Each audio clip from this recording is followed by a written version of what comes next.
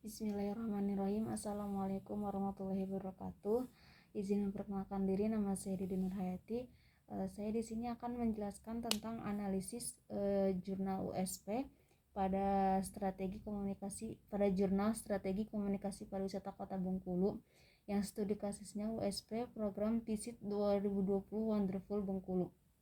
Nah, strategi komunikasi USP pariwisata Kota Bengkulu menuju program Visit 2020 Wonderful Bengkulu. 2020 Wonderful Bengkulu sudah dilakukan sesuai dengan apa yang dikemukakan oleh Coulter dan Armstrong, yaitu tentang bauran promosi, tetapi belum maksimal karena tidak didukung dengan kekhasan yang menonjolkan keunggulan dan kelebihan dari potensi objek wisata itu sendiri.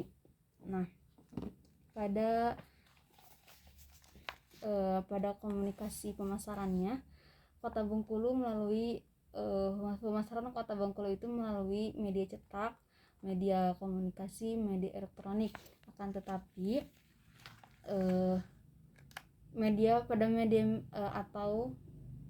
pada baliho dan juga pada lembaran kertas yang ditempelkan pada setiap tiang listrik atau tembok di sepanjang jalan. Nah, pada dasarnya itu ini tuh masih jauh dari kesan unik yang disarankan oleh USP ini. Nah, sebenarnya itu Bengkulu sudah menerapkan USP tapi pada event-event tertentu. Nah, seperti pada event perayaan Festival Tabuk Dol dan Festival Batik Basurek di Kota Bengkulu. Nah, kenapa hanya pada event-event tertentu? Karena pada event tersebut tuh pihak penyelenggara acara tersebut tuh selalu berusaha untuk menonjolkan kekhasan yang dimiliki oleh event tersebut. Nah, seperti hasil kerajinan maupun alat musik tradisional. Nah, dan ada beberapa faktor yang belum maksimal untuk dilakukannya konsep USP ini. Nah, itu tuh dapat dilihat dari yang pertama persiapan program itu sendiri, yang kedua penataan wilayah di sekitar objek-objek wisata dan di Kota Bengkulu, dan segenap aspek-aspek penunjang yang berkaitan dengan kegiatan pariwisata. Dan faktor lainnya juga itu terdapat dari antara pemerintah dan warga setempatnya. Nah, kurangnya kesadaran dan kerjasama antara pihak pemerintah daerah dan juga masyarakat. Nah, apabila kalau misalkan dua belah pihak itu tuh sadar dan mau bekerja sama serta mau bertanggung jawab dan juga mau ikut berperan dalam mensukseskan program tersebut, maka itu tuh dapat memaksimalkan konsep komunikasi pemasaran itu sendiri, sehingga program komunikasi pemasaran pariwisata di Kota Bengkulu memiliki kekhasan dan keunikan tersendiri bagi wisatawan yang berasal dari luar daerah. Untuk selanjutnya saya akan memaparkan jurnal mengenai analisis faktor-faktor daya tarik wisata Bali dan implikasinya terhadap perencanaan pariwisata daerah Bali. Nah, ada 8 faktor daya tarik wisatawan yang banyak berkunjung ke Bali. Yang pertama itu dari harga-harga, dari segi harga-harga produk wisata, harganya. Nah, harga-harga di sana tuh para wisatawan mengatakan produk wisata di sana itu harganya itu wajar. Yang kedua pada budaya. Yang ketiga pada pantai dengan segala daya tariknya. Yang keempat kenyamanan berwisata. Yang kelima kesempatan luas untuk relaksasi. Yang keenam citra atau image dari nama Bali tersebut. Yang ketujuh keindahan alamnya. Dan kedelapan keramah tamahan penduduk setempatnya. Nah, implikasi terhadap perencanaan pariwisata Bali daya tarik alam tersebut itu termasuk pada pantai dengan segala bentuk atraksi dan atraksi yang ditawarkan serta keunikan budaya dalam arti luas dan keramah tamahan yang ditunjukkan oleh para penduduk setempat merupakan suatu khas keunikan pariwisata Bali yang harus tetap dijaga. Dan perencanaan pariwisata yang efektif akan berdampak pada pada kenyamanan wisatawan dalam menikmati kunjungan dan relaksasi selama mereka berwisata di Bali. Semua ini akan bermuara pada peningkatan kualitas pariwisata Bali dan tetap terjaganya citra image Bali sebagai salah satu daerah tujuan wisata dunia.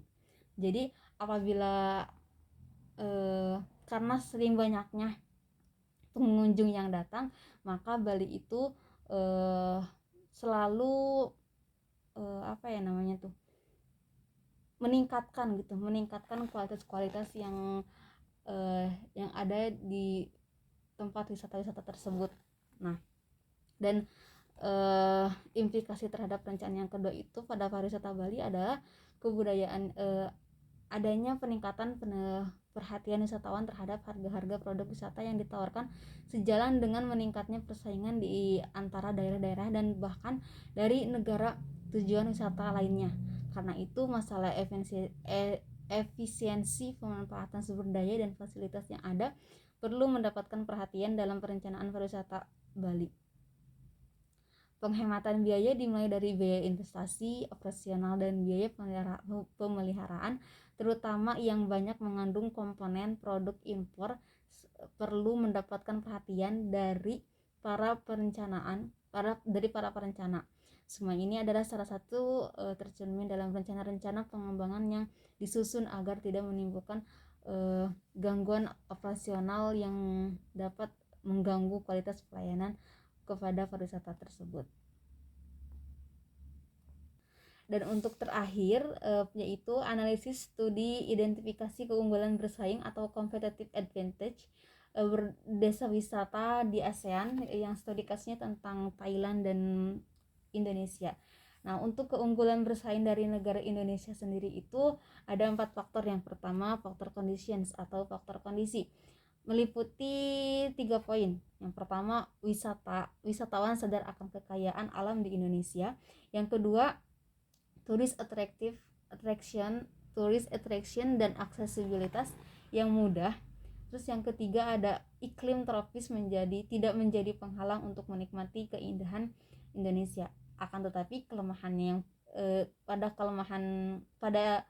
faktor kondisi ini tuh ada kelemahannya, itu fasilitas pendukung dan infrastruktur yang dimiliki Indonesia dianggap kurang.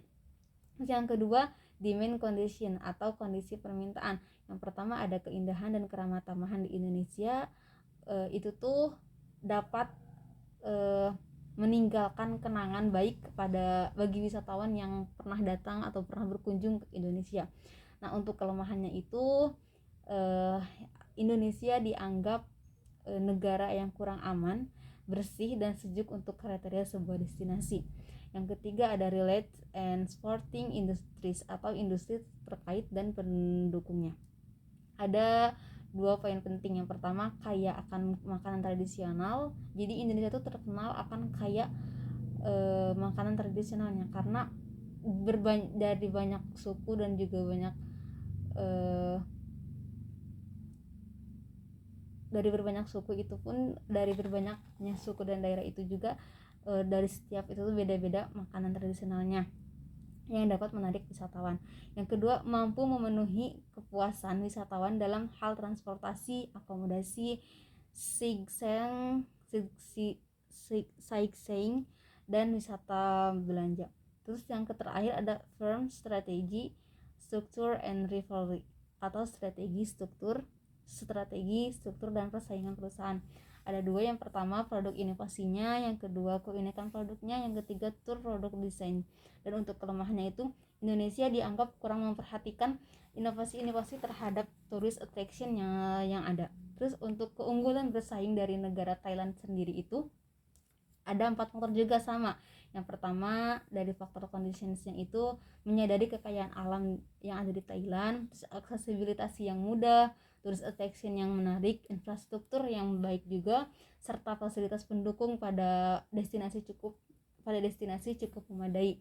Dan untuk kelemahannya itu iklim tropis di Thailand sedikit mengganggu wisatawan saat berkunjung. Kebalikan dari Indonesia. Kalau Indonesia itu iklim tropisnya tidak menjadi penghalang, sedangkan Thailand itu menjadi penghalang bagi turis yang bagi wisatawan yang sedang berkunjung bagi wisatawan saat berkunjung. Yang kedua, ada demand conditionnya. Yang pertama itu ada keindahan dan keramah tamahan di Thailand, baik meninggalkan sama seperti tadi, isinya cuman di poin ini tuh di dimensinya itu Thailand itu destinasi di Thailand itu cukup bersih dan sejuk, akan tetapi destinasi wisata yang ada di Thailand itu kurang aman. Terus untuk relate and sporting industriesnya itu sama, ada juga berbagai ragam makanan tradisional. Yang kedua ada akomodasinya mudah ditemukan. Terus wisatawan wisata belanja dapat menarik wisatawan. Dan yang terakhir ada transportasi yang cukup mudah dalam mengunjungi tourist attraction, dan disimpulkan bahwa destinasi wisata di Thailand itu cukup menarik dari segi sightseeing-nya. Dan terakhir ada film strategi, struktur, dan rivalry. Itu disimpulkan bahwa Thailand memiliki tourist attraction yang unik dan tour produk desain yang menarik dan tourist attractions yang cukup inovatif. Sekian yang dapat saya sampaikan. Mohon maaf bila ada kekurangan dan kesalahannya. Terima kasih. Wassalamualaikum warahmatullahi wabarakatuh.